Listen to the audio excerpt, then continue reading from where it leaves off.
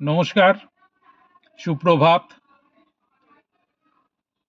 খুব বেশি দিন আগের কথা নয়, ৬০-৭০ বছর পূর্বের একটা গ্রাম্য চিত্র। চাষবাস, ব্যবসা বাণিজ্য, মাছ ধরা, গরু ছাগল পোষা প্রভৃতি তখন নিত্যকর্ম ছিল। মায়েরা হাঁস পুষতেন, মুরগির চাষ খুব কম ছিল।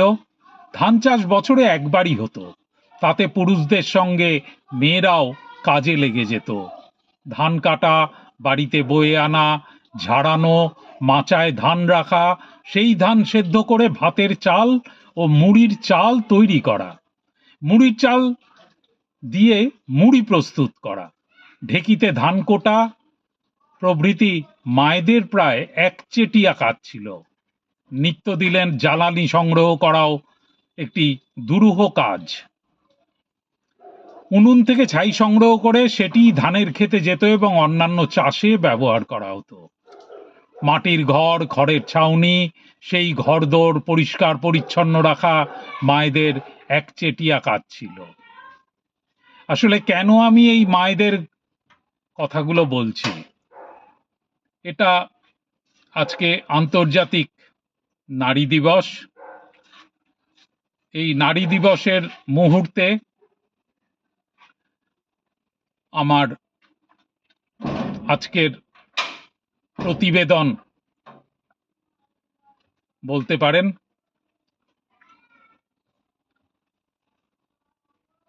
আমার আজকের কবি কামিনী রায়। কামিনী রায় আন্তর্জাতিক নারী দিবস ভেবে কবিতাটা লেখেননি, কিন্তু সেই পুরনো দিনে কিভাবে নারীদেরকে নারীদেরকে কিভাবে সম্মান জানিয়েছেন, কি সেদিনের অবস্থা ছিল, সেইটার উপর একটু ছোট্ট করে এক কবিতাটা পড়ছি।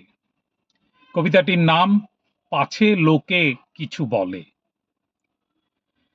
পাছে লোকে কিছু বলে, করিতে পারি না কাজ, সদা ভয় সদা লাজ, সংশয় সংকল্প সদা টলে, পাছে লোকে কিছু বলে।